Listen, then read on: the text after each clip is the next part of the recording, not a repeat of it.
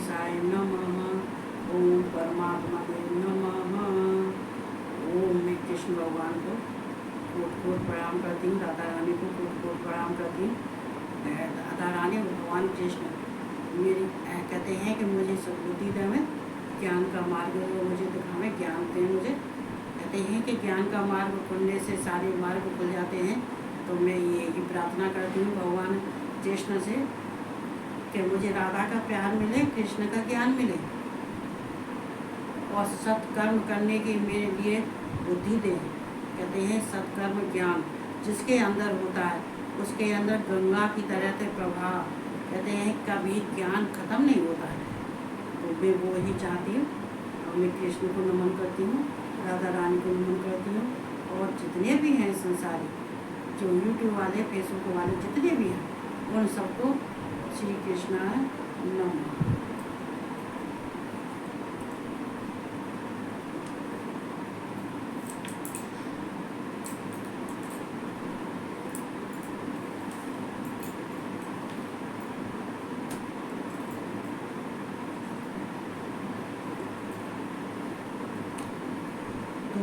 मैं कल यहाँ तक हमने सुना दिया था।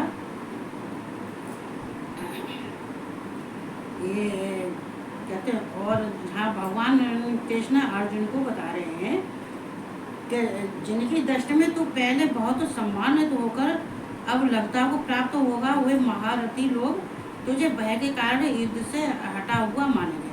मतलब तू कहते हैं पहले तू इतने सबकी दृष्टि में बहुत अच्छा था, तुझे बहुत सम्मान से देखते थे, सब तुझे शक्तिशाली कहते थे, सब तेरी तारीफ करते थे और अब तेरे दुश्मन भी तारीफ करते थे।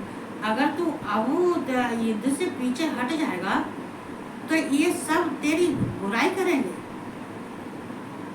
अगर युद्ध नहीं करेगा, पीछे हट जाएगा, तो जो तेरी तारीफ करते थे वो सारे अब तेरी बुराई करेंगे। जो तुझे सम्मान देते थे वो तेरे को सम्मान भी नहीं देंगे, तेरे सम्मान भी चला जाएगा और तेरा अपमान ही चारों तरफ होगा।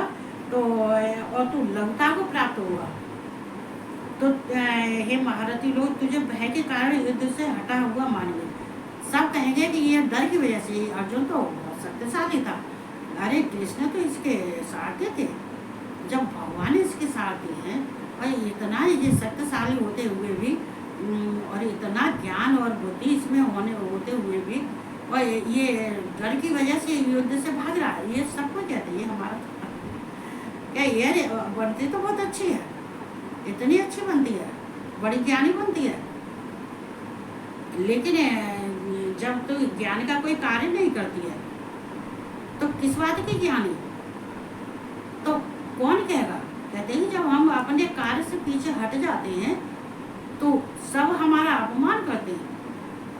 तो ये खास तौर से युद्ध से, अब युद्ध से जो औरतें लड़ाई करती हों, कोई जाने में तो न कहीं जाती है न किसी से, ये लड़ाई फड़ाई मेरे मन की है। अच्छा ठीक है। अवाच वादाश्च बहुवायता निर्दन्तस्तव सामर्थ्यं ततो दुःखतरं न कुम। नो किम, देखो कितना बढ़िया कहा है। देखो यहाँ पे ये शब्द है, ये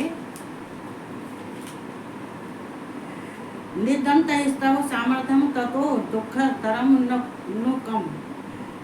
कहते हैं कि तेरे जो हैं प्यारी लोग हैं, जो दुश्मन हैं, जो शत्रु हैं, कहते हैं जो तुझसे अधिक दुख और इससे ज़्यादा दुख का होगा, क्योंकि वो जब तेरा अपमान करेंगे, सम्मान नहीं करेंगे और कहते हैं तेरी बैरी लोग तेरे सामर्थ्य की निंदा करते हुए तुझे बहुत से न कहने योग्य वचन भी, मतलब जो कहने योग्य भी नहीं है, जो कहने योग्य भी नहीं है वो भी तुझसे कहेंगे। ये जो दो कोड़ी के आदमी हैं, जो तुच्छ हैं, जिनको छोटा समझा जाता है, वो भी तुझसे कह के चलेंगे, वो भी तुझसे कहेंगे। तो जब कहते बहुत से न, और जो कहने योग्य नहीं है वो भी कहेंगे, जो कहने योग्य है वो भी कहेंगे, जो तुच्छ हैं, दो कोड़ी के वो भी कहेंगे। सब ऐसा सबके साथ होता है। उससे अधिक दुख और क्या होगा? किम न, मतलब इससे ज्यादा और तुझे दुख क्या होगा जो तुझसे सब कह कह के चलेंगे। सब कहते हैं दुख, ये आम बात है, सबसे कहते हैं। जब कोई हमसे कहते हैं हम अपने में अच्छे हैं और जो गंदे हैं वो हमसे कह कह के जा रहे हैं, जो छोटी बुद्धि वाले हैं, जो तुच्छ बुद्धि वाले हैं, वो सब हमसे उल्टा सीधा कह के जा रहे हैं। तो क्या तो इससे और इससे ज़्यादा दुख क्या होगा। लेकिन सुनना इसलिए पड़ रहा है अर्जुन को कि अर्जुन को तो मन गवाही नहीं दे रहा है, तो इस कार्य के लिए तो यहाँ भगवान कृष्ण को कितना अच्छा से समझाते हैं। हतो वा प्रापस्य से स्वर्गम जित्वा वा भोच से मही, देखो भोच से महिम। अब यहाँ पे देखो कहते हैं कि तू युद्ध में मारा जाकर स्वर्गों को प्राप्त होगा, तो संग्राम जीत कर पृथ्वी का कि तू राज भोगेगा। तो तस्मात्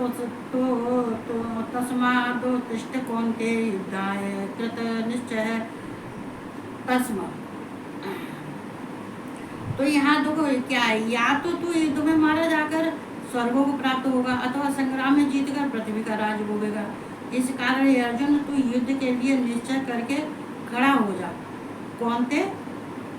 युद्धाय, युद्ध के लिए निश्चय मतलब कृत निश्चय, मतलब तू युद्ध के लिए खड़ा हो जाता। मतलब दो यहाँ कितनी अच्छी बात की, या तो तू युद्ध में मारा जाकर स्वर्ग को प्राप्त होगा, मतलब या तो तू तो यहाँ दो ही बात होती है, हारना जीतना, मरना कि मारना।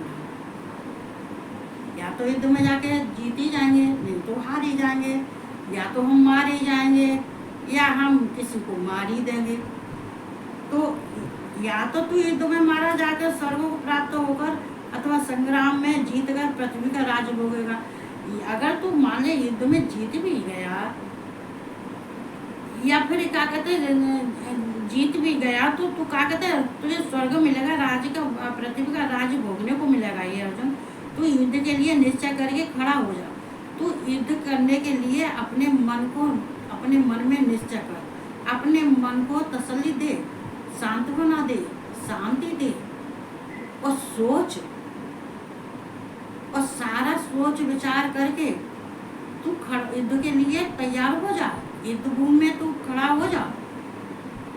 क्योंकि जब तक तू युद्ध में खड़ा नहीं होगा तो तुझे सारा ही तेरा अपमान करेंगे, सारा ही कह के चलते। तो आम बात है, कहते हैं कि अगर कोई किसी कार्य को युद्ध में जाता है या किसी करता है तो सभी कहते हैं कि अरे देखो बड़ी बनती थी, बड़ा बनता था, अब घर में से निकल ही नहीं रही है, अब घर में से निकल ही नहीं रहा, अब युद्ध में भी नहीं आ रहा।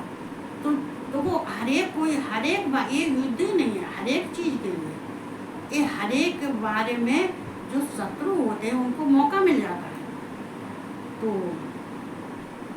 तो यहाँ कह रहे हैं दुख सुख दुखे समय कृत्वा लाभ जय जय ततो युद्धाय युज्यस्व नैव पापम वाप्यस्यास्य।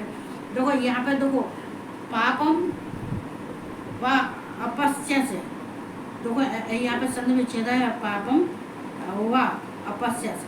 देखो यहाँ क्या लग रहा है, इस प्रकार युद्ध करने से तू पाप को नहीं प्राप्त होगा।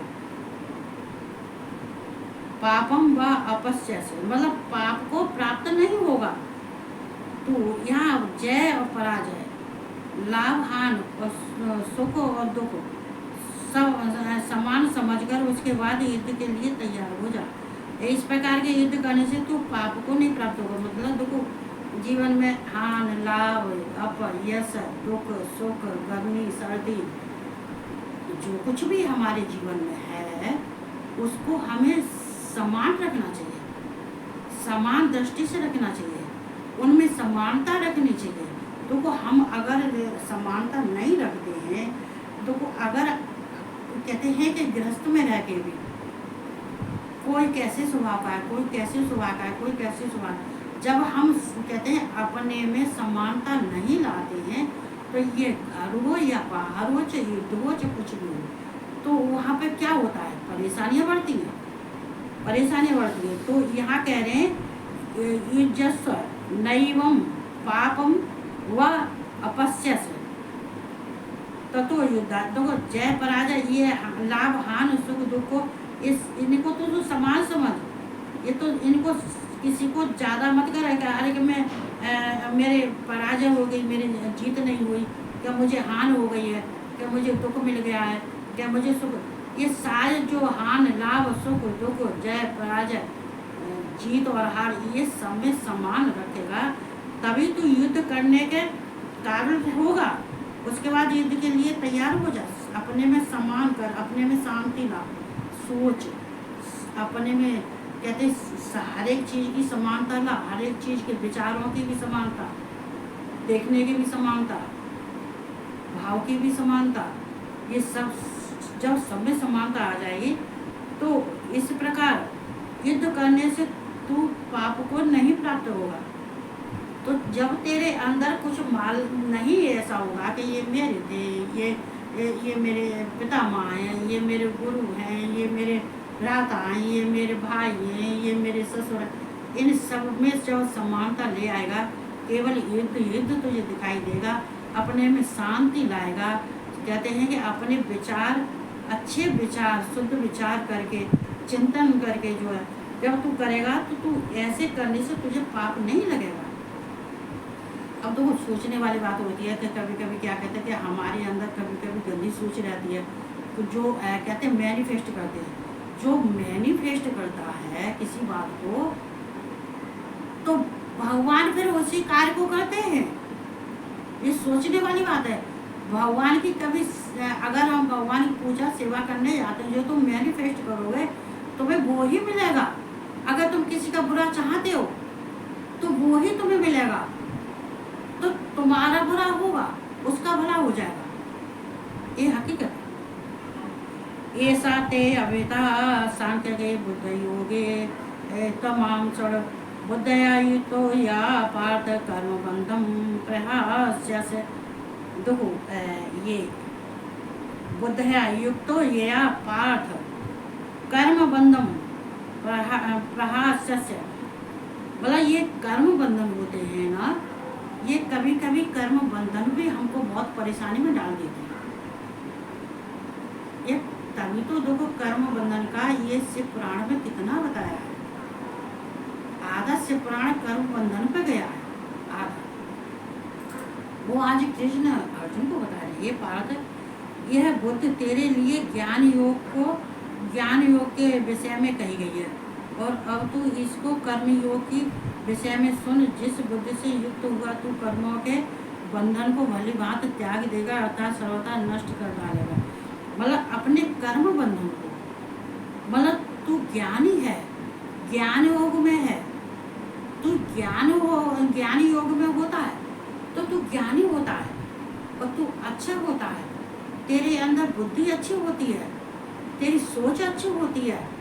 और जब तू कर्म बंधन में बन जाता है, अरे कि ये मैं जो कर्म कर रहा हूँ, कर्म के बंधन में कहते हैं कर्म अकर्म, कर्म भी कई प्रकार के होते हैं, अच्छे कर्म होते, बुरे कर्म भी होते। तो ये बुरे कर्म के बंधन में तू मत बंध, ये तू बुरा मत सोचे। कहते हैं बंधन को भली बात त्याग देगा, अर्थात सर्वथा नष्ट कर डालेगा। मतलब इसी के कर्म बंधन को त्याग दे, तू किसी के बंधन में नहीं है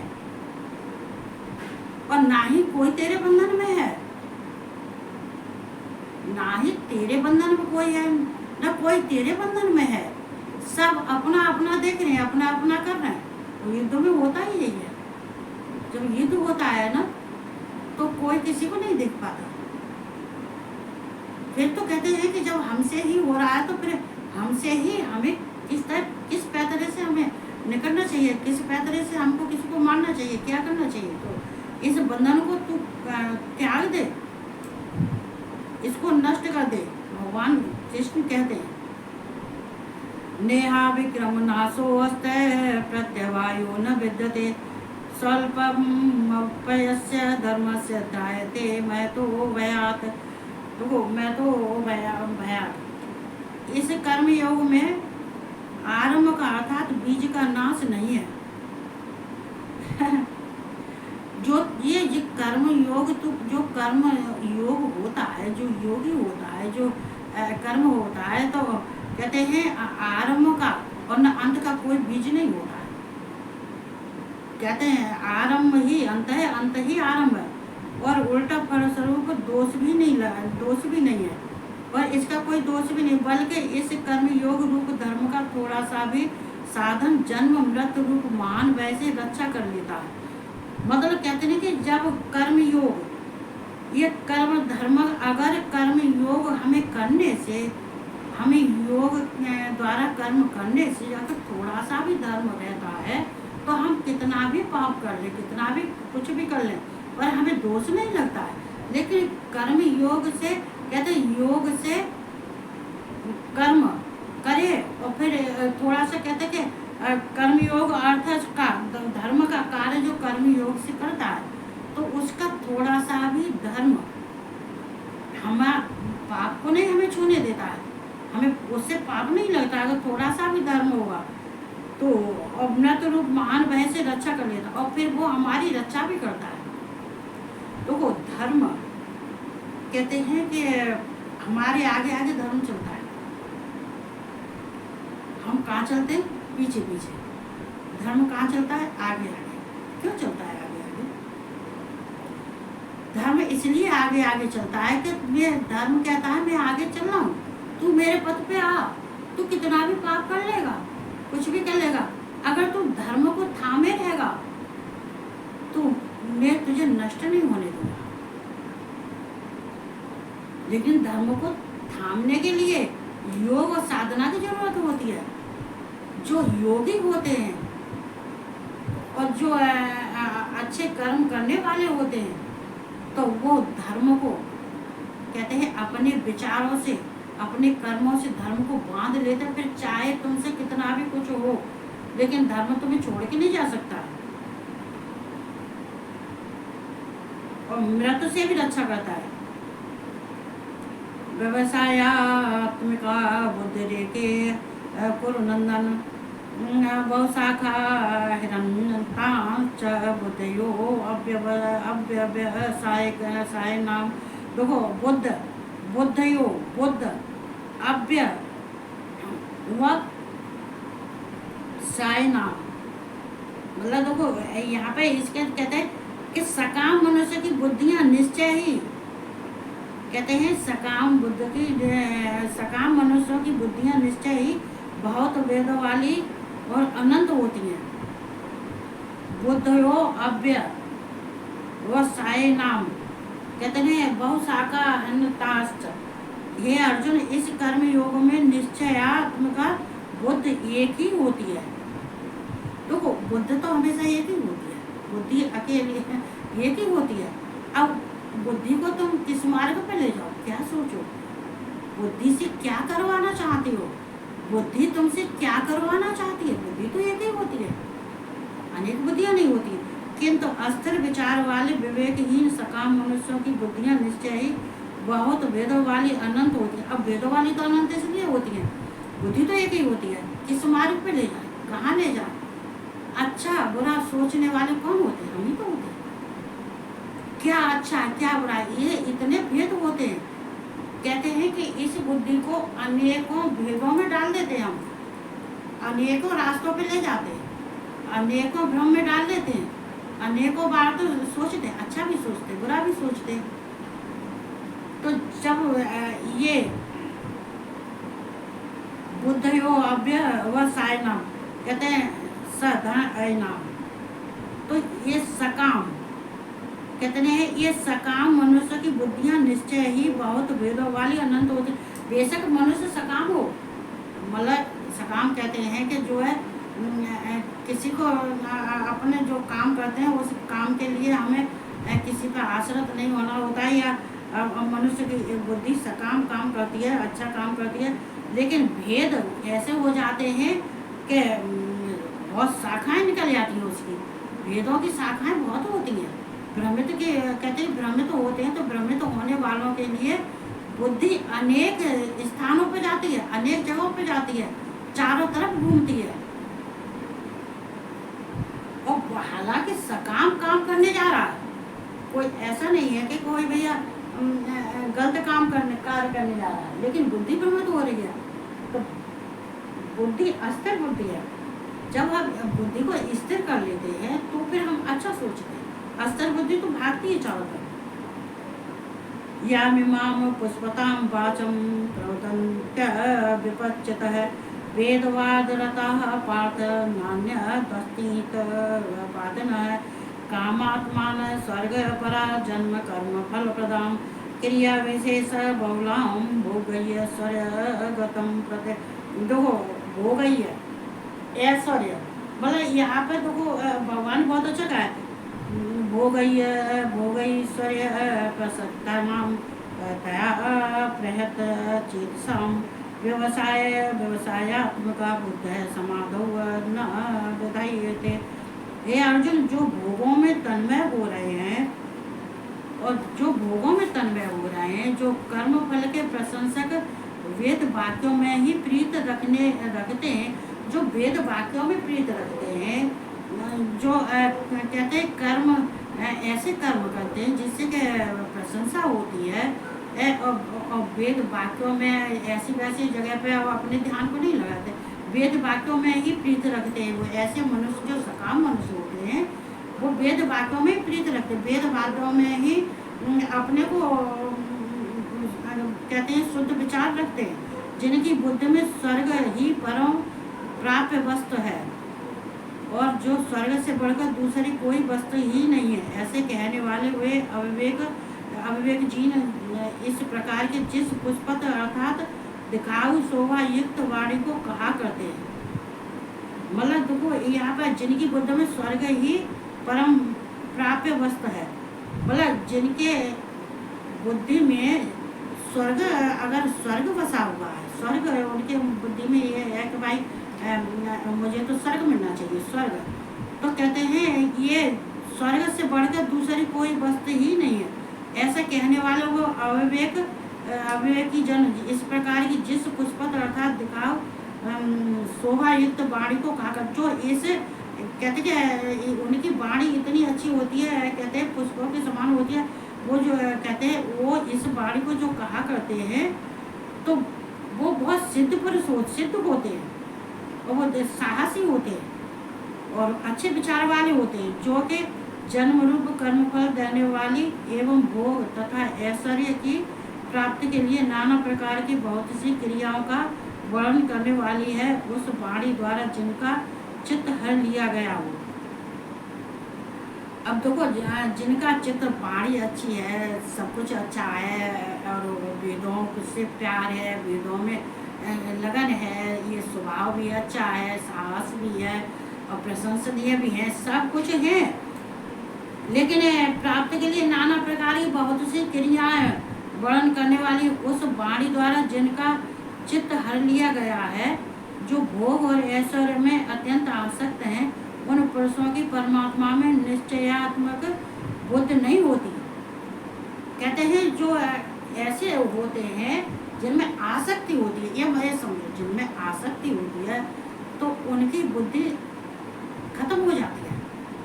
आसक्ति किसी में नहीं होनी चाहिए। वैसे ऐश्वर्यशाली है, प्रशंसनीय है, वेदों का ज्ञान है, वेदों में प्यार है और वैसे हर एक तरह से सब कुछ है, लेकिन कहते हैं कि जो है उन पर जब उनकी बुद्धि ही नहीं होती, जब आसक्त हैं, जब ऐश्वर्य में अत्यंत जो आसक्त हो जाता है तो उसकी बुद्धि पे काम नहीं करती।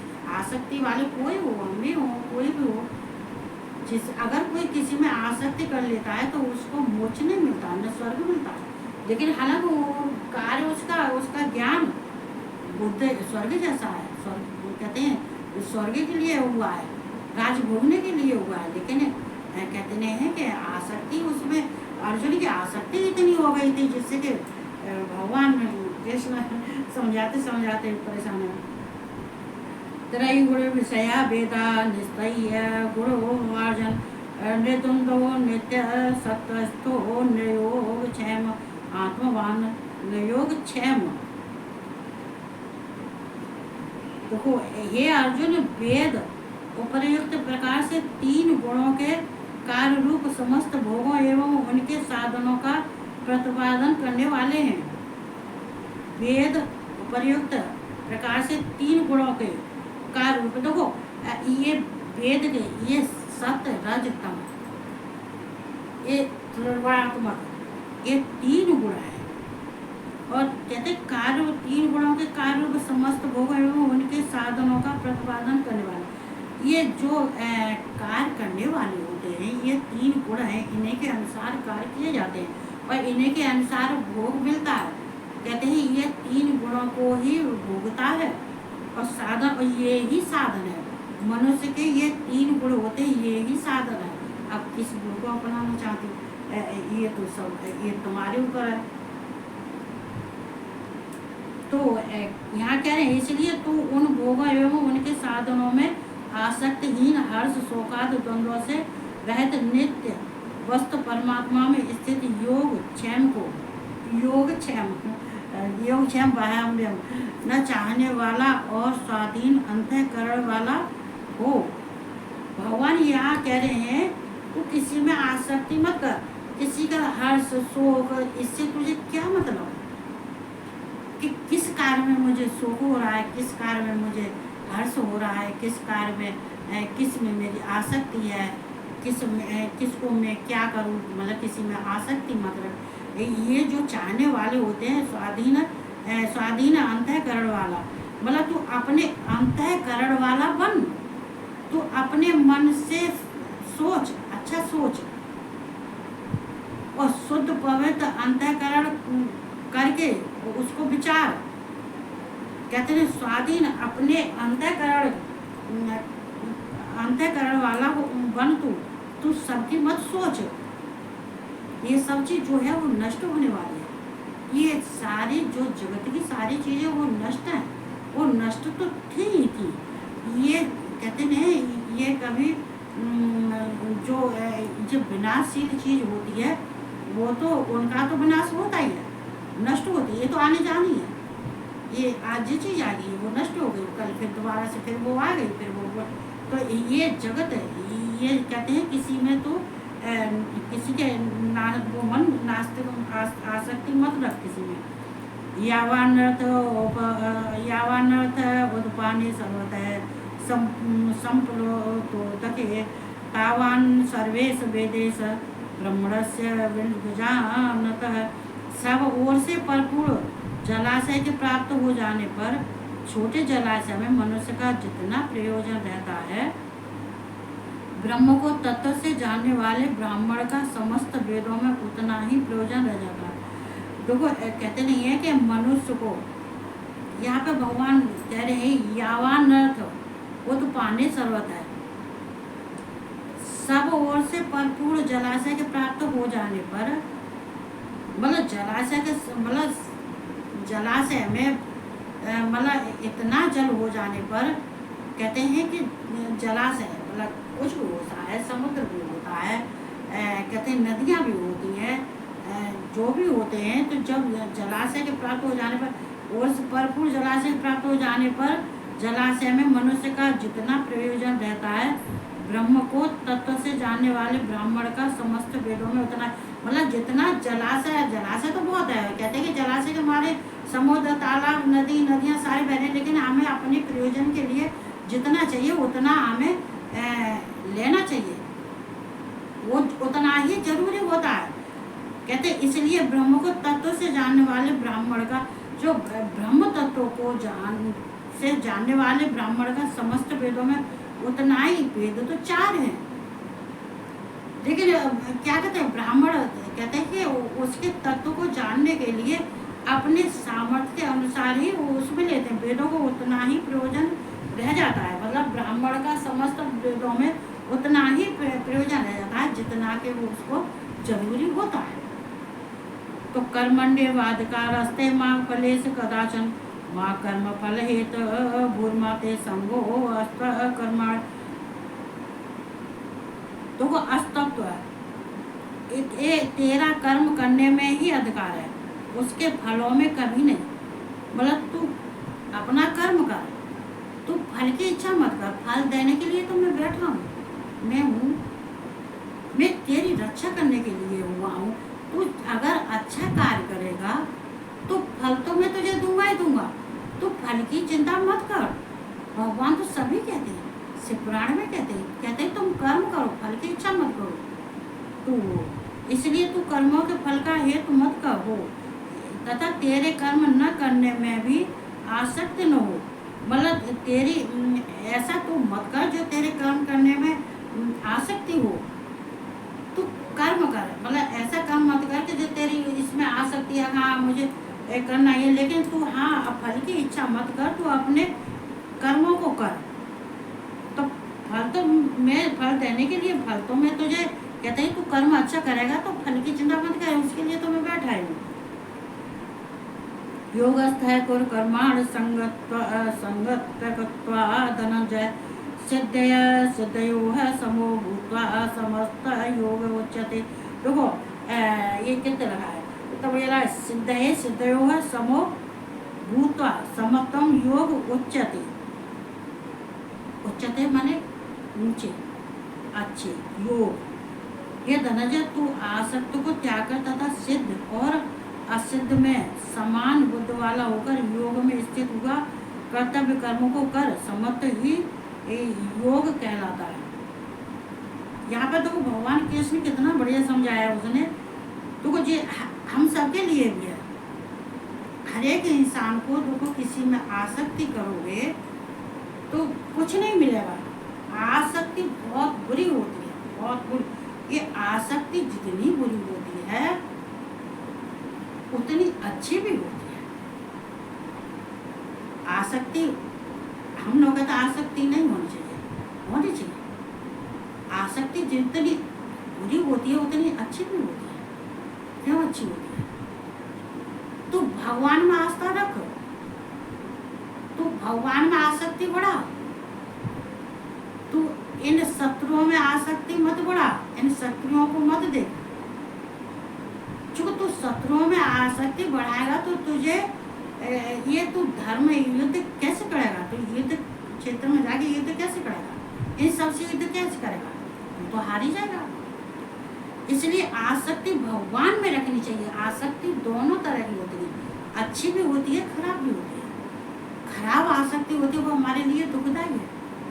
अब हम कहें वो हमारा है, हम बड़ा प्यार करते हैं उससे, हम बहुत प्यार करते हैं, वो हमारा है, उसको हम कैसे छोड़ देंगे? अरे वो हमारे पास रहता था, अरे रहता था तब रहता था,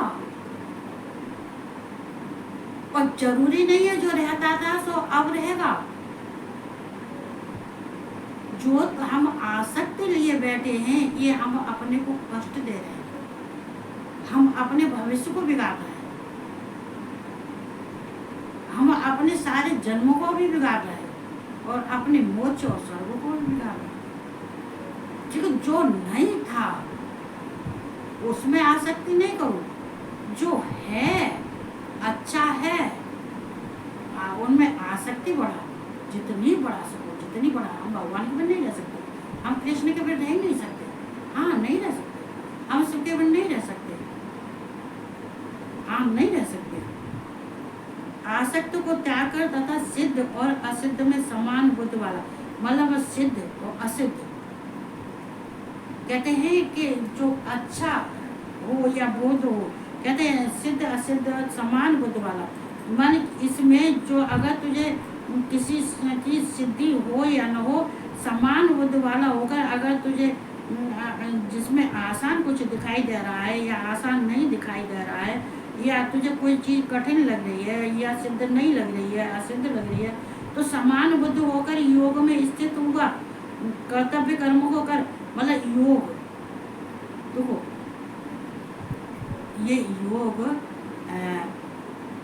शिव पुराण में जो योग की चर्चा जो देखो एक गीता में योग दिया है, आगे और गीता में योग दिया जाएगा।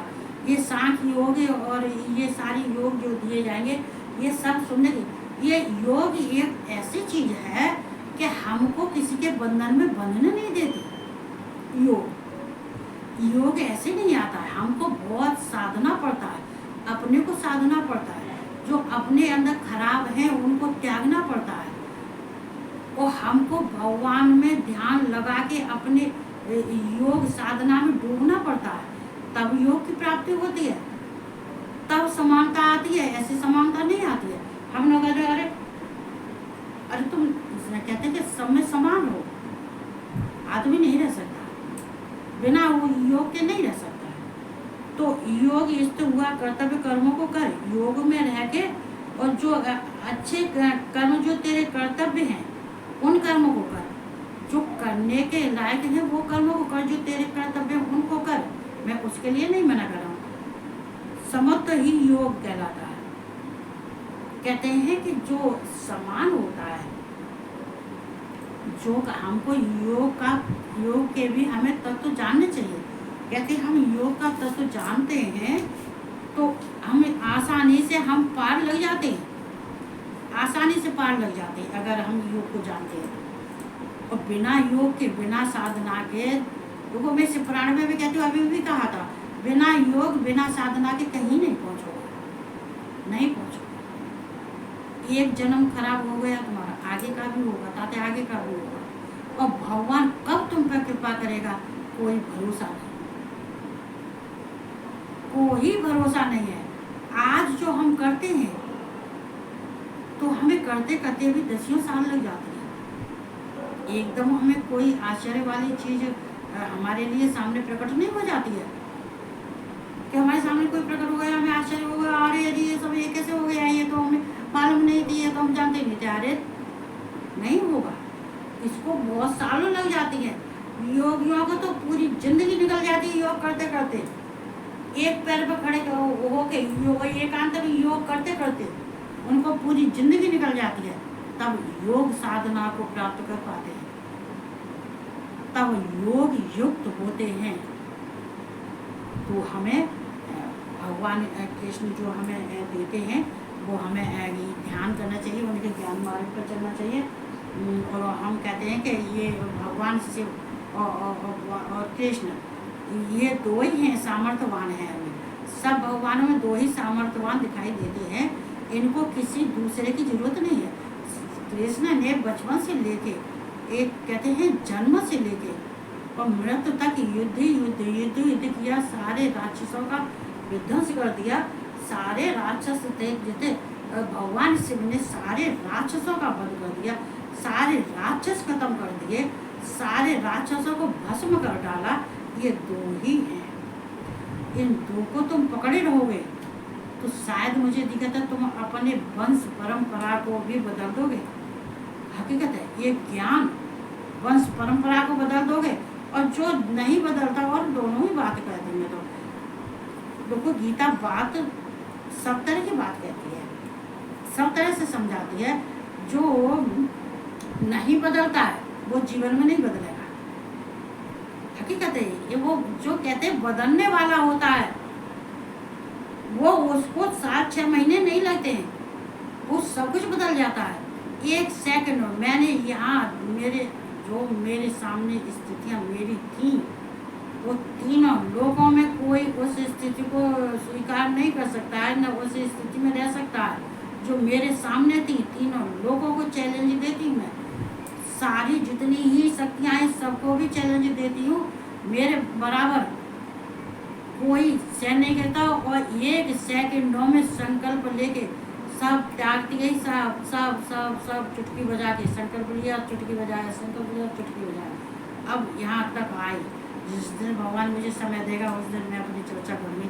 इस समय पर मैं भगवान की चर्चा कर रही, तो बस सबको मैं बहुत बहुत धन्यवाद देती हूँ और बहुत बहुत दुआएं भी देती हूँ, चूँकि मुझे इस पद पर लाने के लिए जाने किसकी दुआ होगी, किसका हाथ होगा, किसका आशीर्वाद होगा यहाँ तक मुझे लाने में। तो इसलिए मैं सबन को बहुत बहुत धन्यवाद देती हूँ।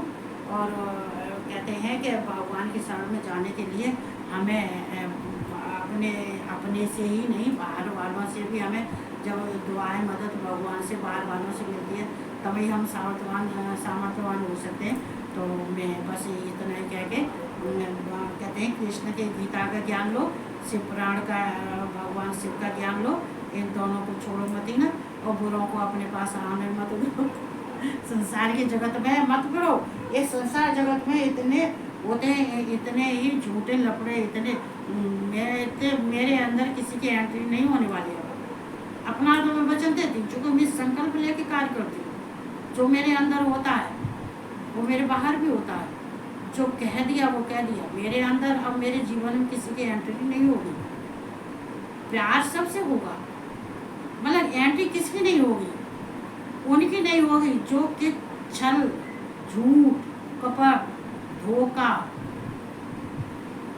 और जितने भी हैं, जो मेरे सामने जो कर चुके हैं, जिन्होंने मेरे साथ में किया है, वो मेरे जीवन में एंट्री नहीं कर सकते। मेरे द्वार, मेरे कहते हैं मेरे जो द्वार 16 द्वार हैं, एक भी द्वार की तो चलेगा, एक भी दहलीज भी उनके लिए स्वीकार नहीं है। तो अच्छों का संग पकड़ो, कृष्ण का ज्ञान लो, भगवान शिव का ज्ञान लो, अच्छों का साथ पकड़ो, बुरों को छोड़ो। और ऐसे ही कहते हुए मैं सबको बहुत बहुत धन्यवाद देती हूँ। ओम कृष्णाय नमः, ओम वासुदेवाय नमः, ओम परमात्मने नमः। ओम सबको कोट प्रणाम करती हूँ, जितने देव हों सबको कोट प्रणाम करती हूँ और सबको बहुत बहुत धन्यवाद करती हूँ और गुड नाइट करती हूँ। जय गुड नाइट।